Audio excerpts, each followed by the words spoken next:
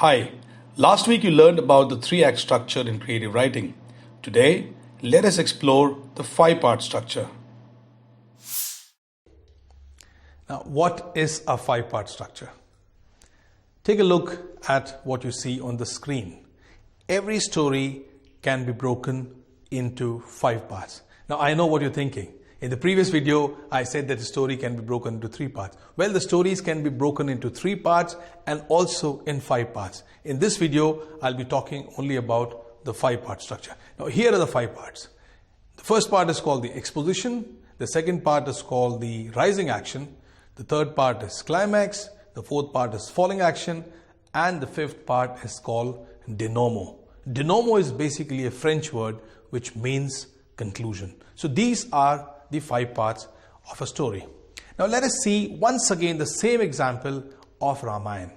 Now if we look at Ramayana, the first part becomes the exposition, which is setting of Ayodhya, character details, backstories, the kingdom politics that is happening in Ayodhya, etc. Now that is the first part in which we are establishing where the story is happening, who are the people, what are their backgrounds, and what basically is the problem. Now that basic problem actually is the part of rising action.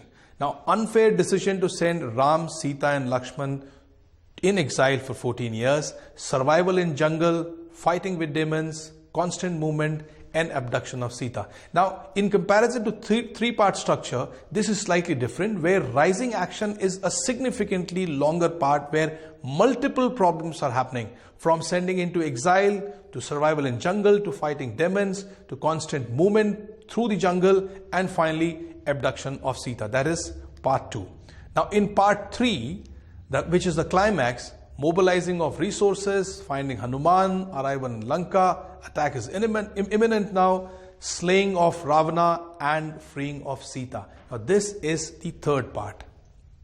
In the fourth part, now since the Lankapati Ravan is dead, so someone has to become king in his place. So coronation of Vibhishana, bidding farewell to allies and passage back to Ayodhya is the part 4. In part 5, it is denouement, which is grand reception in Ayodhya when Ram, Sita and Lakshman return back, and the celebration of Diwali, which we keep celebrating till today. Now let us try to understand this five-part structure once again with the help of Harry Potter and the Philosopher's Stone. Now in exposition, there is the first part, setting of Little Whinging, which is in Surrey, United Kingdom, introduction of Harry as an orphan, his uncle, aunt, cousin, and his backstory. Now Harry is not treated very fairly by his uncle and aunt. He's almost like a servant in that home. Now that is the exposition. So who the characters are, what is happening to them, where the story is located, that is part 1. Now part 2 is rising action, where Harry discovers that he's a wizard. Now that's the first step to rising action. Then Harry arrives at Hogwarts. Harry fights a troll and suspects Professor Snape at orchestrating a scheme to steal the Philosopher's Stone. Now all this becomes part of the rising action. Now what is the climax? Well, Harry, with the help of his friends, investigates the evil design. It is revealed that it is actually Professor Quirrell who is after the stone. Harry faces Lord Voldemort, who was using Quirrell's face to plot his return, and after the battle eventually passes out. That is the high point of the story, and that is the fourth part. Now the third part, I beg your pardon. The fourth part is falling action, where Professor Dumbledore, the headmaster, reveals that Voldemort was defeated because Harry is still under the protection of his mother's love and the stone has been destroyed. The final part, the denouement, Harry returns to Little Whinging. He knows he can't use his magic outside the school, but his uncle and aunt do not know about this.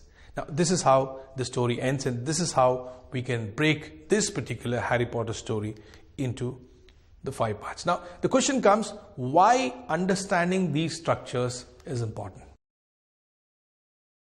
Well, for multiple reasons. The first reason is, if the writer understands these structures, then the writer has more control over the plot. He knows what is going to happen at which stage. It also allows the writer to plan better the short-term and long-term goals. For example, a writer might say that out of these 5 parts, I'm going to do first two parts in these 3 months. And after that, fourth part, which is very important for me, I want to allot 3 months time, or whichever way. So having these structures allow a writer to decide his long-term and short-term goal, and he can come to know when he is likely to finish that particular piece of writing.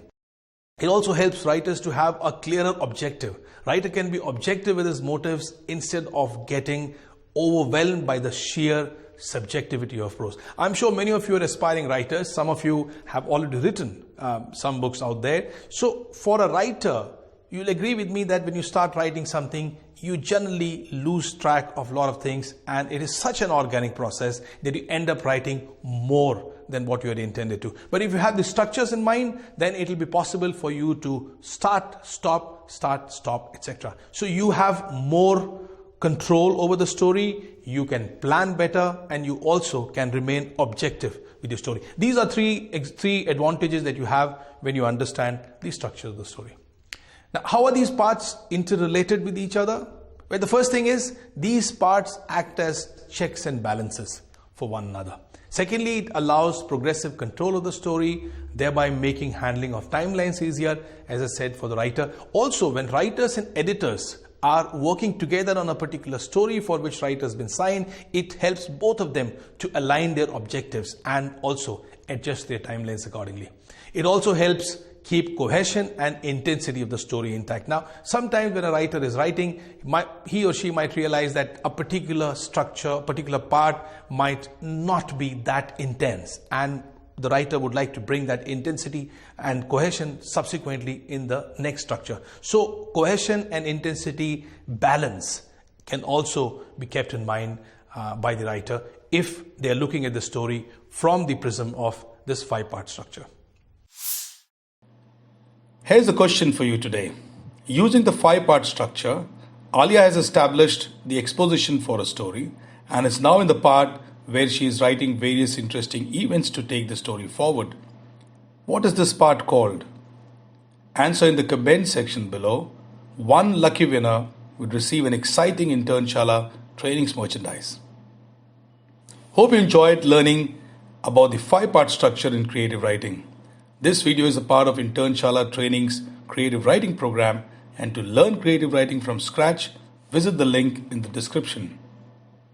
To learn exciting new concepts and skills on the go, subscribe to our channel and click on the bell icon to stay tuned.